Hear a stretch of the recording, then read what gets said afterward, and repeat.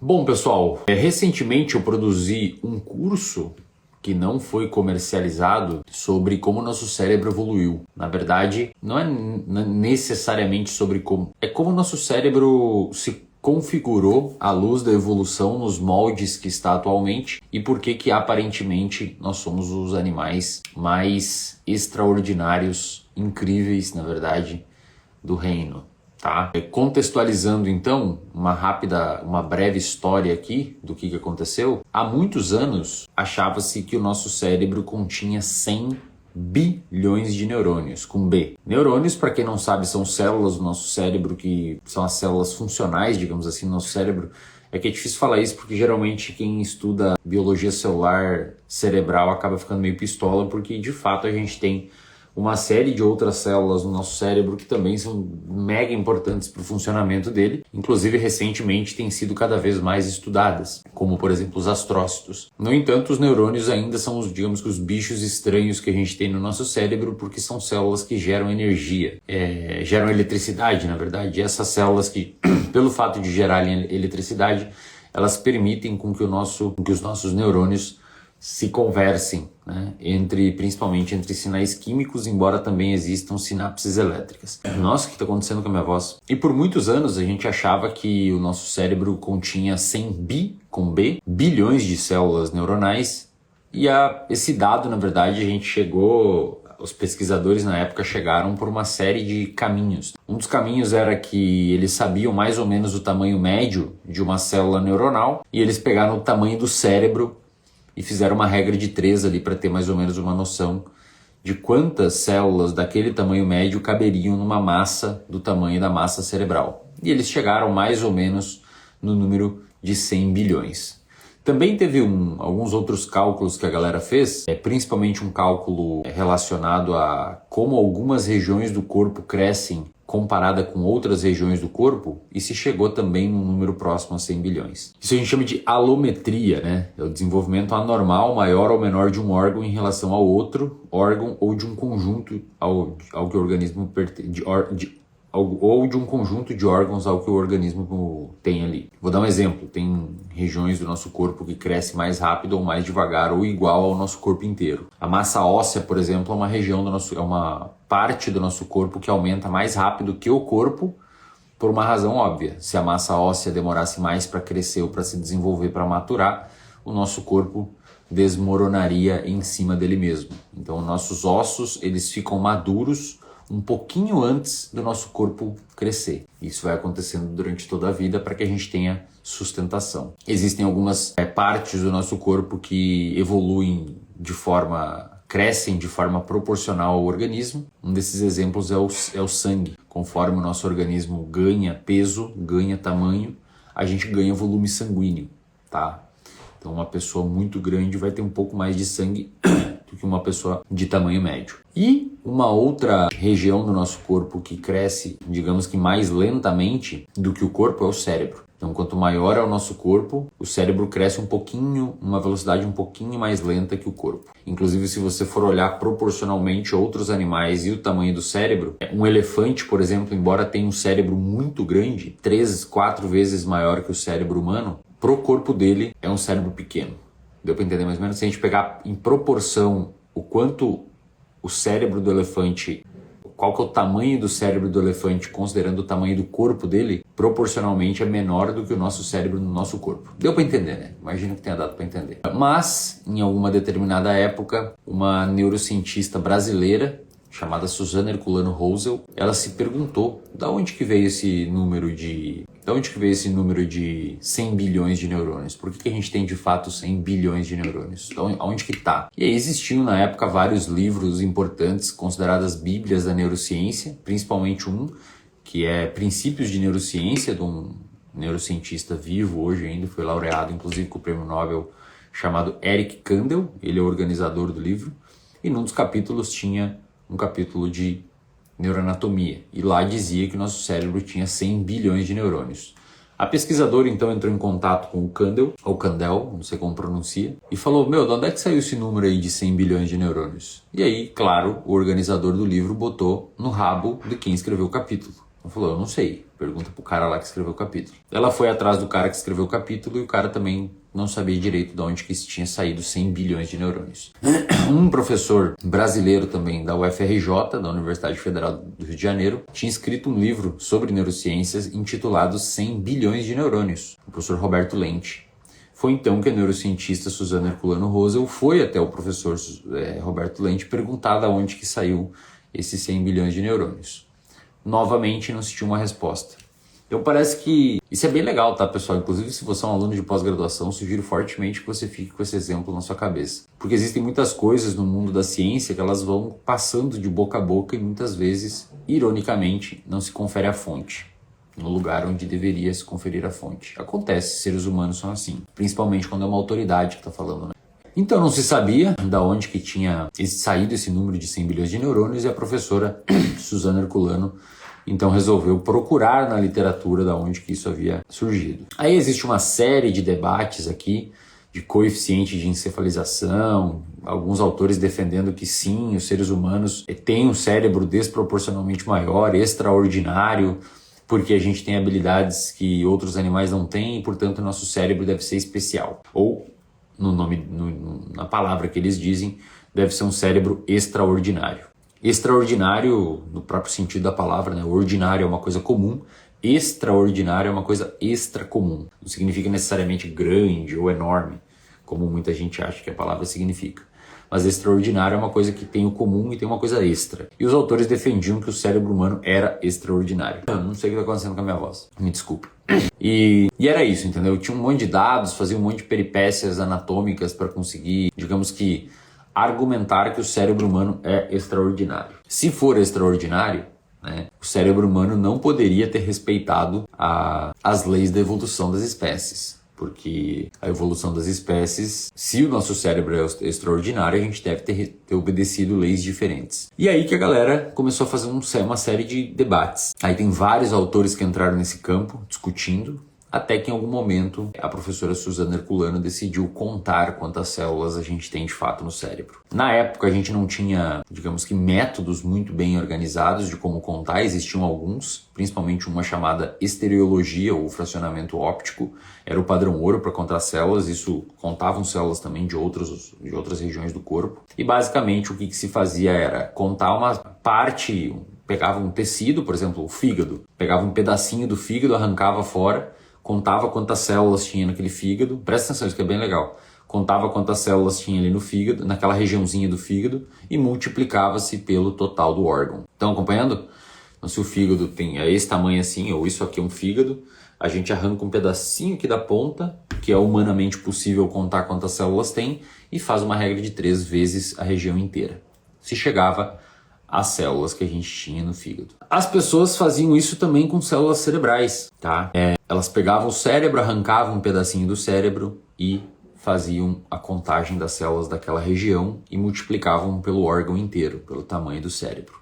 No entanto, diferente do fígado, por exemplo, né, ou de outra região, digamos que o condensamento das células cerebrais não é algo homogêneo, ou seja, existem algumas regiões no cérebro que têm menos neurônios do que outras regiões. Então, se você pegar um pedaço específico e contar, vai sair um dado sujo, porque existem regiões do cérebro onde os neurônios são mais aglomerados. Portanto, tu teria que pegar uma parte de cada região, contar, levando em consideração a média do que tem em cada região. Então, começa a ficar impossível humanamente de fazer isso. Deu para acompanhar? Deu para acompanhar? Beleza. E aí, a Suzana Herculano tinha uma solução, né, onde ela testou e deu certo, tá? Basicamente, o que ela fez foi pegar o cérebro e resolver o problema de ter neurônios mais concentrados em determinadas regiões. E para isso ela fez uma sopa de cérebro. Ou seja, ela pegou um cérebro, fatiou em várias partes e diluiu essas partes em uma solução de forma que os núcleos das células, ou as células, no caso os núcleos, né, porque você quebra a barreira hematoencefálica, a membrana celular, e solta esses núcleos nessa solução. A gente normalmente conta os núcleos, porque se é um núcleo é uma célula, obviamente. É o núcleo onde tem o material DNA e tal. E ela fez uma solução homogênea, né? Então o que significa isso? Agora naquela solução que ela fez, aquela sopa de cérebro diluído, é uma sopa mesmo, né? Você dilui todo o cérebro, tritura ele numa solução, fica como se fosse uma grande sopa. Agora, como está homogêneo e não está mais heterogêneo, isso permite com que você aí sim faça aquela lógica que se fazia nos outros tecidos, que é você contar uma parte, uma regiãozinha específica. Se você tem uma sopa de cérebro distribuída em 1 metro quadrado de bacia, digamos assim, e essa solução está em X tamanho, se você pega 1 centímetro quadrado, você sabe que é 1 centímetro quadrado e sabe que tem X tamanho, você faz uma regra de 3, que qualquer aluno do ensino médio consegue fazer. Talvez não mais hoje, né? Mas se conseguia fazer antes essas regras de 3. E você tem o número total de células do cérebro. Parece simples, né? Parece simples do jeito que eu tô falando, mas isso imprimiu vários desafios. Você tem que conseguir fixar, você tem que conseguir triturar e fazer a sopa sem destruir o núcleo da célula para você não contaminar. É bem complexo esse negócio, só que foi possível fazer. E aí, uma vez que ela conseguiu validar esse método, né? Isso foi publicado, inclusive, e outros pesquisadores do mundo conseguiram replicar isso, aí a brincadeira começou a ficar bem legal. Porque aí você consegue fazer contagem de células de cérebro de outros animais, inclusive contagem de células de regiões do cérebro de outros animais. Então você consegue saber quantas células tem no córtex, na região frontal, quantas células tem no cerebelo, quantas células tem no cérebro inteiro, quantas células tem na ponte, no bulbo, etc. E no caso dos seres humanos, nós chegamos ao número de 86 bilhões de células, tá? Eu falei 84 numa aula que eu dei esses dias, 86 bilhões. Mas considerando a margem de erro ali, o erro padrão da média, dá para considerar que é 84 também. Perfeito? Sendo que dessas células, desses 86 bilhões de células que tem no cérebro inteiro, no córtex cerebral, e aí não é o córtex frontal, é o córtex cerebral, tá? A casca, a palavra córtex vem de casca. Uma maçã tem um córtex, que é a casca da maçã. Sua suprarrenal tem um córtex também. No córtex cerebral, que digamos que é a região evolutivamente mais recente do nosso cérebro, a gente tem 16 bilhões de neurônios desses 86. Perfeito? Eu falei 84 porque é 84 bilhões de células não neuronais. Acabei de ver aqui, talvez tenha sido daí que vem esse número. Então a gente tem 86 bilhões de neurônios e 84 bilhões de células não neuronais, tá? Desses 16 bilhões, então, esses 16 bilhões fazem parte do córtex do cérebro, que é a região, digamos que mais complexa, que faz a gente, sei lá, sentir, ver, ouvir, interpretar, ter comportamentos, frear comportamentos, ter atenção, ter memória de trabalho, funções executivas, etc., controle de impulso. E 69 bilhões de neurônios, ou seja, 80% dos neurônios cerebrais, 80% dos neurônios do encéfalo, estou falando cérebro, mas anatomicamente seria o correto encéfalo, vocês estão entendendo. 80% das células do encéfalo, do cérebro, estão numa região chamada cerebelo, que corresponde a apenas 10% da massa cerebral. Então veja que nessa região tem muito neurônio condensado. Por essa razão, aquela métrica anteriormente usada de você pegar um pedacinho do cérebro, contar quanto tem, não funciona. Porque, por exemplo, em 10% do cérebro você tem 80% dos neurônios. Ao passo que no córtex cerebral, em 80% da massa cerebral, você tem 20% dos neurônios. Então não funciona, né? É uma distribuição heterogênea. Por isso que você transforma em sopa, você tem um dado mais fidedigno. Mas olha que interessante, né? 80% dos nossos neurônios cerebrais estão no cerebelo, cara, que é uma região basicamente envolvida com movimento, né? Movimento. Isso faz todo sentido, porque nós somos animais. A gente tem um monte de dobradiças. Já parou pra pensar nisso? A gente tem dobradiça em todo lado. Dobra, dobra, dobra. Porque a gente é um animal que se movimenta. É por isso que quando você não se movimenta, dá merda. Concorda? Fica sedentário 2 anos pra você ver. Começa a dar um monte de problema. Você começa a ter problema metabólico, você começa a ter problema cardiovascular, você começa a ter problema nos ossos, você começa a ter problemas nas articulações. Não é só movimento, não gera só obesidade, sobrepeso, se você come demais, e hoje em dia não é difícil comer muito. Falta de movimento faz com que você também tenha problema de articulação. Começa a travar, teus músculos ficam atrofiados, você começa a ter dificuldade de equilíbrio, você começa a ter dificuldade de coordenação motora, porque o nosso cérebro, 80% dos neurônios dele estão envolvidos com isso. Entendeu? Por que exercício físico é importante? Por que se movimentar é importante? E olha que interessante, né? Deixa eu achar aqui. Para dar conta da nossa respiração, batimento cardíaco, movimentos peristálticos, secreção de insulina pelo pâncreas e qualquer outra coisa aí, respiração involuntária, sei lá, qualquer outra coisa que você pensar aí que faz com que você viva sem pensar que está vivendo, a gente tem apenas 690 milhões de neurônios que dão conta disso. Muito pouquinho mesmo. Então aí vai, cadê? 0,8% dos neurônios do seu cérebro dão conta de manter você vivo, entendeu? Se a gente arrancar o resto do cérebro, você vai ficar numa cama sem falar, sem enxergar, sem ouvir, sem se mexer, mas você vai estar vivo, o seu organismo vai viver. O coração vai bater, você vai respirar, você vai secretar insulina, as suas funções gastrointestinais vão estar funcionando, você vai ter você vai urinar na calça, né? Mas ainda assim vai ter o processo renal funcionando. Então é muito doido, né?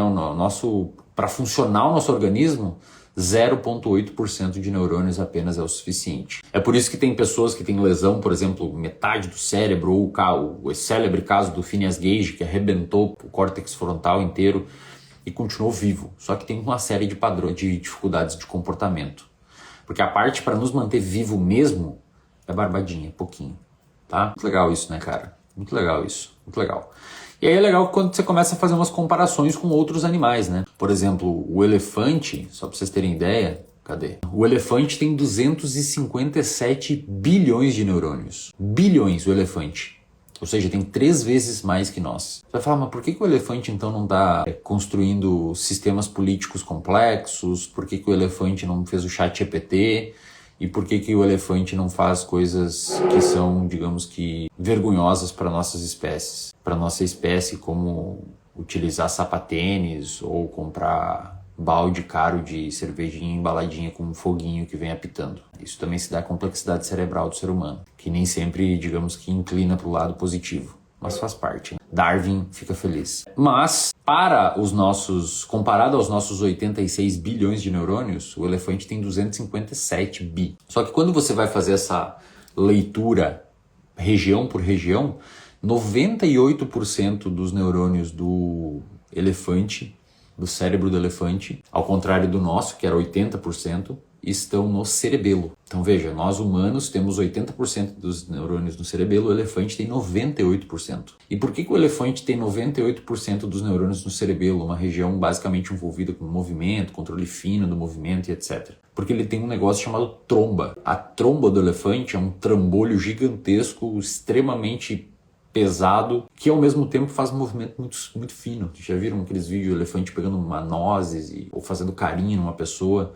Então é um bagulho muito grande que faz um movimento muito fino e por essa razão precisa de muito neurônio mesmo. Então se você for ver o resto do cérebro do elefante, acaba sobrando menos neurônios para outras regiões como o córtex cerebral. Lembra que a gente tinha 16 bilhões de neurônios no córtex cerebral, que é a região que faz o nosso comportamento ser complexo?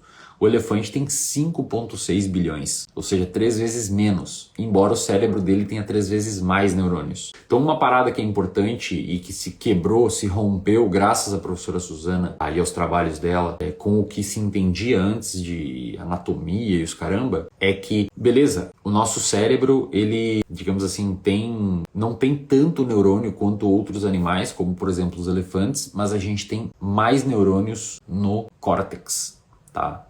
Mais neurônio no córtex. Porém, para complicar um pouco, depois se descobriu que, na verdade, proporcionalmente, a gente tem a mesma porcentagem de neurônios no córtex que outros mamíferos, inclusive. Os ratos e os camundongos, embora eles tenham uma quantidade muito menor de neurônios no cérebro, deixa eu ver se eu acho aqui, eu não vou achar aqui, mas embora eles tenham uma quantidade muito menor de neurônios no cérebro, aqui ó, isso. Por exemplo, um camundongo tem 20 milhões de neurônios no cérebro, mais ou menos.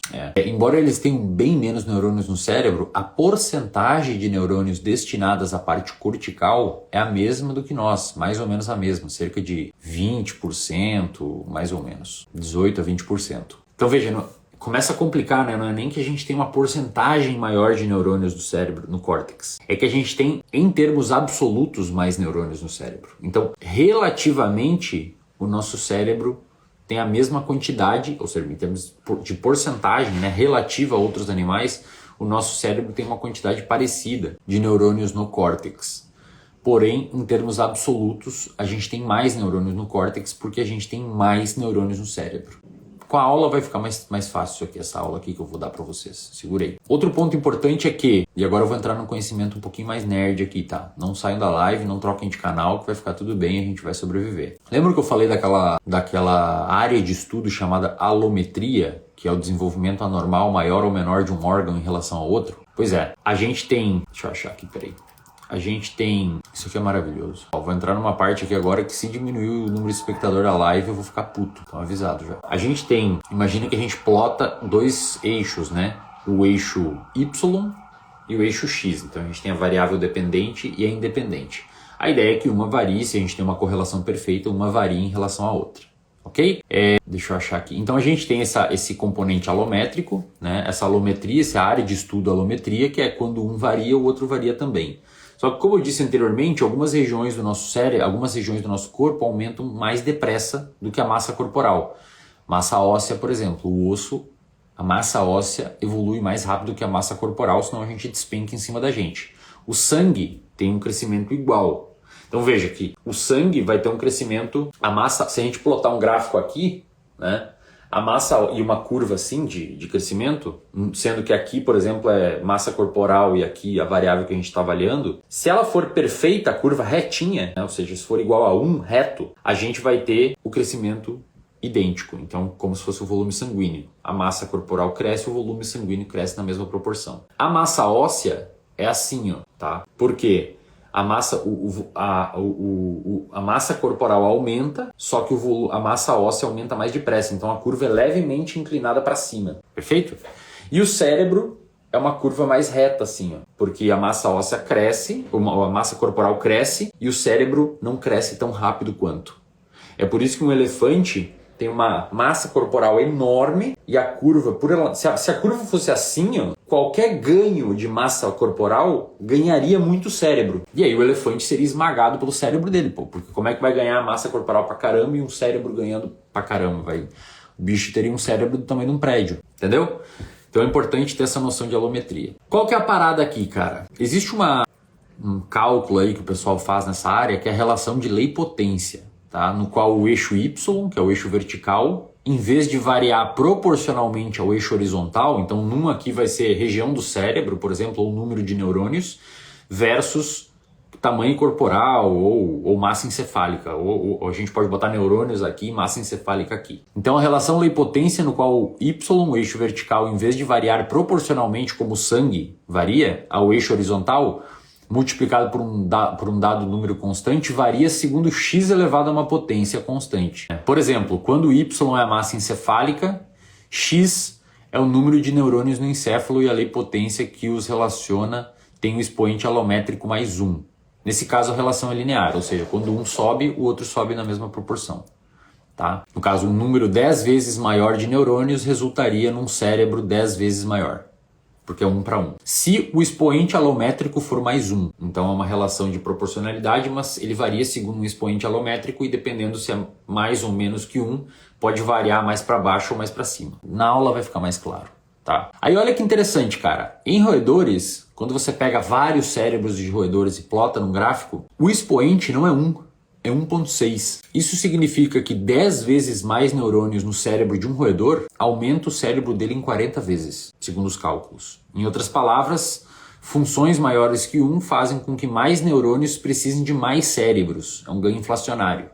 O que meio que limita o tamanho do cérebro caso contrário, o bicho iria... Ou o tamanho do bicho também, né? Caso contrário, ele iria ser esmagado por ele mesmo.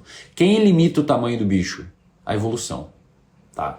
No caso, se os teóricos antigos estavam corretos e o nosso cérebro é extraordinário, nós não deveríamos ter respeitado a evolução. A gente deve ter respeitado outras leis. Né? E quando forem calcular o cérebro dos primatas, incluindo o cérebro humano na jogada, o expoente alométrico é 1,1. Ou seja, os mamíferos respeitam uma ordem de crescimento de cérebro comparado ao ganho de neurônios ou ganho corporal, e os primatas, embora sejam um tipo de mamíferos, inclusive nós, né, obviamente, a gente respeita outro. E isso é fruto de uma série de discussões, tá?